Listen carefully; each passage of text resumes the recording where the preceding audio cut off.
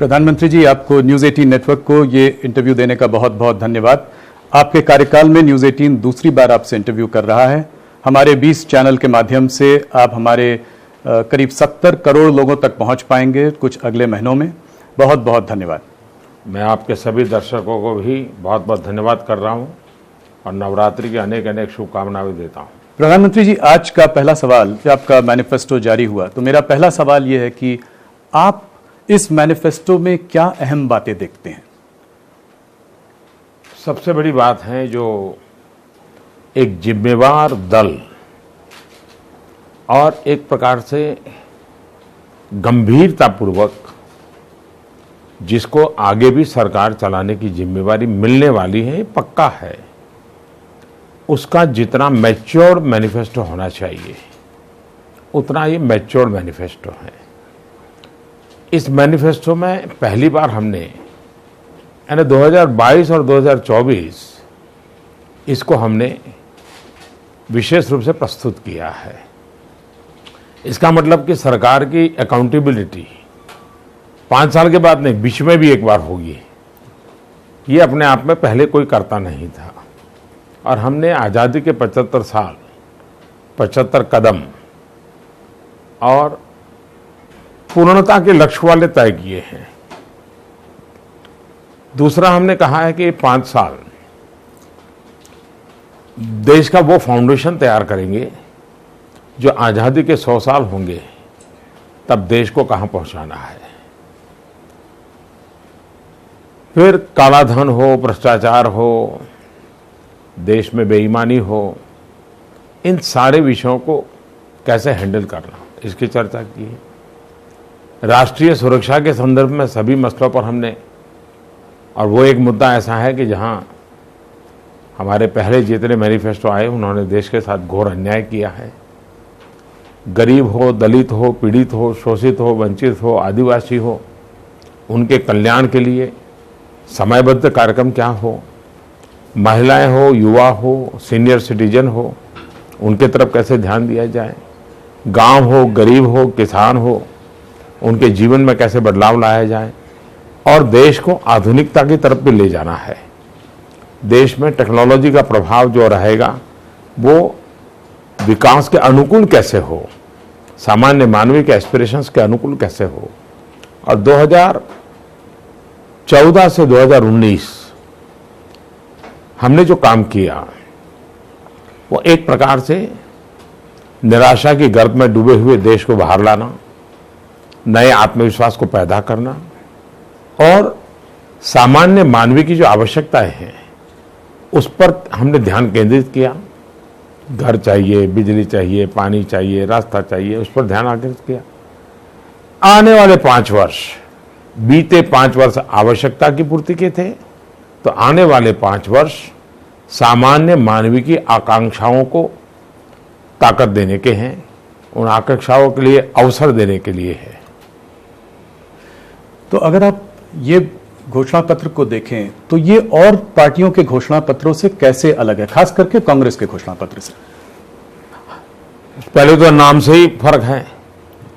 उनका घोषणा है, हमारा संकल्प है। हमने संकल्प पत्र कहा है।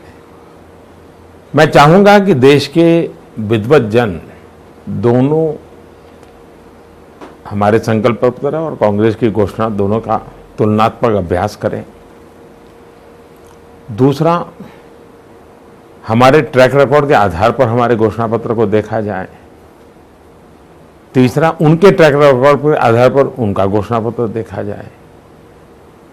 कई बातें ऐसी हैं कि जिसमें आसमान जमीन का अंतर है। आज आतंकवाद को खत्म करने की एक महत्वपूर्ण मोड़ पर हम खड़े हैं। तब आतंकवादियों को हर प्रकार से दबाव पैदा करना, डिमोरलाइज करना, साइकोलॉजिकल वॉर भी जीतना, उसके बजाय कांग्रेस के मैनिफेस्टो में से ऐसा मैसेज निकल रहा है जैसे आतंकवादियों के प्रति नरमी बरती जाएगी, सिंपैथी रखी जाएगी। जहां तक आर्मी का सवाल है, आर्मी के संबंध में जो कुछ भी कहा गया वो वैसा ही कहा गया है जो कभी न कभी पाकिस्तान बोलता रहा है। कोई भी देशभक्त नागरिक इस भाषा को स्वीकार नहीं करेगा। उन्होंने एक बात कही आपसा को हटाने की। अब आपसा को हटाने की बात करने का मतलब है कि आप अपने सेना के जवानों के हाथ में से सारे शस्त्र ले रहे हैं। तो देश की सेना के जवान को इस प्रकार से निहत्या करना क्या शोभा देता है क्या? और भारत की सेना पीस कीपिंग फोर्स में भारत के सुरक्षा बल के जवान जाते हैं। जब से पीस कीपिंग फोर्स बना है तब से जाते हैं, और दुनिया में सबसे ज़्यादा नंबर भेजने वालों में हिंदुस्तान है। लेकिन अनुभव ये आया है कि इतने सालों में सारे दुनिया में भारत की सेना के लोगों की डिसिप्लिन, ड्यूटी के प्रति उनका समर्पण, इसकी भरचक सराहना होती रही है। बड़ा गौरवगान होता रहा है। आज हमारे ही देश के एक दल जो 50-60 साल तक सरकार चलाता रहा, वो आज इस प्रकार की भाषा बोले, इससे बड़ा दुर्भाग्य क्या हो सकता है? तो आप आपका को कैसे देखते हैं? क्या कोई एक टाइम बाउंड वे में उसको वो किया जाएगा? देश में पहले ऐसी स्थिति पैदा करनी चाहिए कि आपका इसकी जरूरत ही न पड़े। जैसे हमने अरुणाचल में परिस्थिति पैदा की तो कुछ जिलों से हमने हटाया, हमने कुछ राज्यों में से हटाया। 1980 के बाद पहली बार हटाने का काम हमने किया है, लेकिन कानून को तो बनाए रखा है।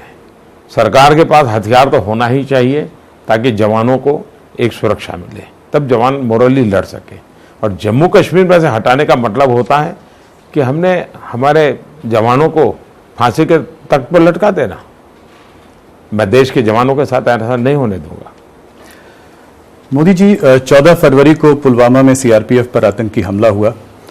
उसके बाद मुझे याद है 25 फरवरी को आप हमारे राइजिंग इंडिया समिट में चीफ गेस्ट बनकर भी आए। आपने हम लोग कुछ आभास भी नहीं होने दिया कि आपके मन में क्या चल रहा है। और दूसरे दिन सुबह 3:40 पर आपको खबर आई कि आपने एयर स्ट्राइक किया बालाकोट में। इन 10-11 दिनों में आपके दिमाग में क्या चल रहा था, मैं ये जानना चाहता हूं आपसे। मैंने पहले ही दिन घोषणा की थी कि आतंकवादियों ने और पाकिस्तान ने बहुत बड़ी गलती कर दी है,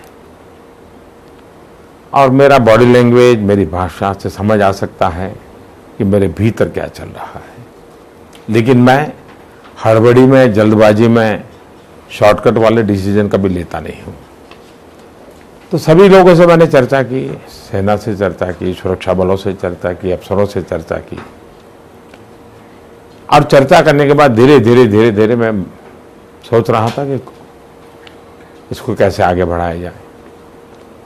हमारी सेना ने पुलवामा करने वाले आतंकवादियों को तो यहीं पर मार गिराया।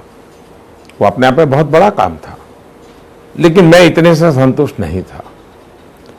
आतंकवादियों की लालन पालन जहां होता है, आतंकवादियों को जहां से खातर पानी मिलता है, वहां तक अगर हम कुछ नहीं करेंगे तो ये सुधरने वाले नहीं है। और 26/11 का अनुभव कहो, पार्लियामेंट अटैक का अनुभव कहो, बाकी घटनाएं देखो, तो लोग मान के चलते थे, पाकिस्तान तो मान के बैठा भी भारत कुछ करने वाला नहीं है, और इसलिए उनकी हिम्मत भी बढ़ती चली जा रही थी। हमें इस बार लगा कि नहीं भाई, हमने जब उरी के बाद हुआ तो सर्जिकल स्ट्राइक करके दिखा दिया। इस बार हुआ तो हमें लगा कि सर्जिकल स्ट्राइक का रास्ता ठीक नहीं होगा, एयर स्ट्राइक का रास्ता ठीक होगा। तो हमने एयर स्ट्राइक का रास्ता किया और बहुत सफलतापूर्वक किया। और मैं मानता हूं कि सबको हमने जोड़ करके किया है, सबको विश्वास में लेकर के किया है। अगर आप देखें तो आपके कार्यकाल में आपने पहले सर्जिकल स्ट्राइक्स की, अभी आपने बालाकोट में एयर स्ट्राइक भी की। इसके बाद भी लश्कर तैयबा और जैश ए मोहम्मद जब चाहता है कश्मीर में अटैक कर देता है, तो इसका लंबे समय में इसका क्या, इससे ज्यादा कठोर कदम उठाने पड़ेंगे आपको? पहली बात है कि थोड़ा एनालिसिस करना चाहिए। आतंकवादी हमले करते हैं, वो घटनाएं तो बहुत कम हो गई है। पुलवामा एक अपवाद है। ज्यादातर सिक्योरिटी फोर्सेस एंगेज करते हैं। सिक्योरिटी फोर्सेस जब उनको पकड़ने के लिए जाते हैं, उसमें गोलियां चलती हैं और उसमें आतंकवादी मारे जा रहे हैं। तो इन दिनों जितनी घटनाएं घट रही है हमारे कार्यकाल में, उसमें अधिकतम घटनाएं सिक्योरिटी फोर्सेस के द्वारा एंगेजमेंट की घटना है। वो आकर के कहीं मार के चले गए और बच गए, ऐसा नहीं है। ऑपोजिशन पार्टीज ने बार बार आपसे बालाकोट में एक सबूत मांगा है, कहा है कि कुछ नंबर था 250 लोग मारे गए, तो ये नंबर कहां से आया? तो क्या हम कभी सबूत देंगे? क्या आप कभी इस चीज को आगे लाएंगे? जब आप एक दुश्मन से लड़ाई लड़ रहे हो तब इस प्रकार की भाषा दुश्मन को बल देती है, देश को कंफ्यूज करती है, देश के जवानों को डिमोरलाइज करती है। और इसलिए ऐसे समय देश को एक स्वर से एक ही बात कहनी चाहिए कि हमारे वीर जवानों का गौरव करना चाहिए, उनके पराक्रम का गौरव करना चाहिए। इसके पहले कई युद्ध हुए, क्या कभी किसी ने इस प्रकार की भाषा प्रयोग की है? कभी नहीं की है। कई एक्शन हुए, कभी किसी ने ऐसी भाषा प्रयोग नहीं की। लेकिन सत्ता के बाहर निकलने के कारण, सत्ता के लिए छटपटाने वाली कांग्रेस के लिए उन्होंने सारी मर्यादाएं खो दी हैं, और उसका कारण है कि इस प्रकार की भाषा बोलते हैं। जहां तक सबूत का सवाल है, पाकिस्तान अपने आप में बहुत बड़ा सबूत है। पाकिस्तान ने क्या कारण था कि सुबह 5 बजे उठ करके ट्वीट किया कि हमारे साथ ऐसा हुआ है? हम तो चुप थे, और पाकिस्तान को क्यों कहना पड़ा? वो अपने आप में सबूत है। ऐसा तो नहीं है कि भारत सरकार पहले जाकर के बोली या हमारी सेना के लोग बोले, ऐसा तो नहीं है। मोदी जी, इमरान खान से हमें क्या अपेक्षा रखनी चाहिए, क्या उम्मीद रखनी चाहिए? उनके पीछे आर्मी का भी हाथ है, तो इसलिए ये नहीं समझ में आता कि उस देश को चलाता कौन है। और आजकल इमरान खान वॉर मॉन्गरिंग की बात कर रहे हैं, कह रहे हैं कि भारत में इस बात का इतना महत्व इसीलिए है क्योंकि इलेक्शन आने वाले हैं। इसके बारे में आप क्या कहेंगे? भारत के अंदर पाकिस्तान की किसी भी बात पर रत्ती भर विश्वास नहीं है। पाकिस्तान की जीरो क्रेडिबिलिटी है हमारे देश में, और इसलिए पाकिस्तान में क्या कहा जाता है, क्या बोला जाता है, हिंदुस्तान का सामान्य मानवी भी कभी स्वीकार नहीं करेगा। लेकिन दुर्भाग्य से विरोधी दल के लोग पाकिस्तान की हर बात को अपनी बात बनाने लग गए हैं। ये चिंता का विषय है। सवाल ये है, चुनाव तो हिंदुस्तान में बहुत आते हैं भाई, हमारे यहां तो हर 6 महीने में चुनाव चलते हैं। तो इसको चुनाव के साथ जोड़ करके कोई बात करता है तो उसे दूसरा गलती क्या हो सकती है? पाकिस्तान से जुड़ा हुआ मुद्दा चाइना का भी है। अगर हम देखें तो मसूद अजहर के मामले में चाइना ने 10 साल में इस बार चौथी बार फिर वीटो का इस्तेमाल किया। तो ये हम चाइना से कैसे डील करेंगे? एक होता है चाइना के साथ हमारा बायलैटरल रिलेशन,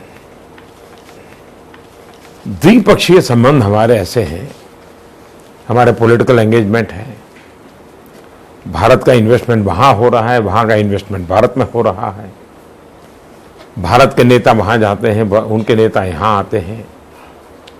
इस बीच भी सीमा का विवाद है, और सीमा का विवाद अभी तक सुलझा नहीं है। भारत का एक पक्ष है, चाइना का दूसरा पक्ष है, और इसलिए हम लोगों ने मन बनाया है, भारत ने और चाइना के, कि हमारे बीच डिफरेंसेस है, उसको स्वीकार करके हम चले। लेकिन हम कोशिश करें कि डिफरेंसेस हमारे डिस्प्यूट में कन्वर्ट ना हो, और ऐसी कोई अगर बात होती है तो हायर लेवल पर इसको एक दूसरे के पास पहुंचाना चाहिए, और यह प्रक्रिया हमारी लगातार चलती रहती है। जहां तक अंतर्राष्ट्रीय संबंधों में उनको क्या स्टैंड लेना, क्या स्टैंड नहीं लेना, वे हर देश अपने अपने तरीके से तय करता है। जैसे हम हैं, कई बात ऐसी होती है जिसमें हम पैलेस्टाइन के साथ होते हैं, तो कुछ बातें ऐसी होती हैं इजराइल के साथ होते हैं, कुछ बातें ऐसी होती हैं जहां हम ईरान के साथ होते हैं, कुछ बातें ऐसी होती है हम अरबिक कंट्रीज के साथ होते हैं। तो इसलिए हर देश अपने हित में कुछ न कुछ रणनीति के तहत सोचता है, और मुझे विश्वास है कि देश समझेगा कि एक जमाना था कि अंतर्राष्ट्रीय मंचों पर अकेला रशिया हमारे साथ हुआ करता था, और सारी दुनिया पाकिस्तान के साथ होती थी। आज स्थिति पूरी तरह बदल गई है, अकेला चाइना पाकिस्तान के साथ होता है, और पूरी दुनिया भारत के साथ होती है। इस बदलाव को हमने समझना चाहिए, और यही भारत की सफलता है। तो इस वीटो के बाद भी क्या आपकी चाइना से कुछ बात हुई है? आप कह रहे हैं कि आपका डायलॉग उनसे बना हुआ है, बराबर काम साथ में करने का एक फैसला लिया हुआ है, तो क्या इसके बाद भी उनसे कुछ बातें हुई? हर मीटिंग में हर मुद्दों पर चर्चा होती है, उसमें ये भी मुद्दे होते हैं और ये चर्चा इस बार नहीं, पहले भी आई थी। देश में एक भाव बन रहा है कि चाइना के संग हमारा बहुत बड़ा ट्रेड है, तो उसके गुड्स को हमें बॉयकॉट करना चाहिए, चाइनीज इन्वेस्टमेंट्स देश में वेलकम नहीं करने चाहिए। क्या आप इस बात से सहमत हैं? आज के दुनिया ये बाइपोलर नहीं है। इस ग्लोबलाइज एरा में हर देश एक दूसरे पर डिपेंडेंट भी है और कनेक्टेड भी है। अंतर्राष्ट्रीय कानून भी है, WTO जैसे, जिसके हम सिग्नेटरी हैं, और इसे एक सरकार के नाते ऑफिशियल स्टैंड तो हमारा अंतर्राष्ट्रीय जो कायदे कानून है उसी के अनुसार रहना चाहिए, और वो भारत पालन करता है। जहां तक नागरिकों को क्या चीजें रखा लेनी चाहिए, क्या चीजें उपयोग करनी चाहिए, वो नागरिकों के सूझबूझ पर विश्वास रखता है। नागरिकों को हमने मार्गदर्शन करते रहना चाहिए, आप जैसे मीडिया के लोगों ने मार्गदर्शन करते रहना चाहिए।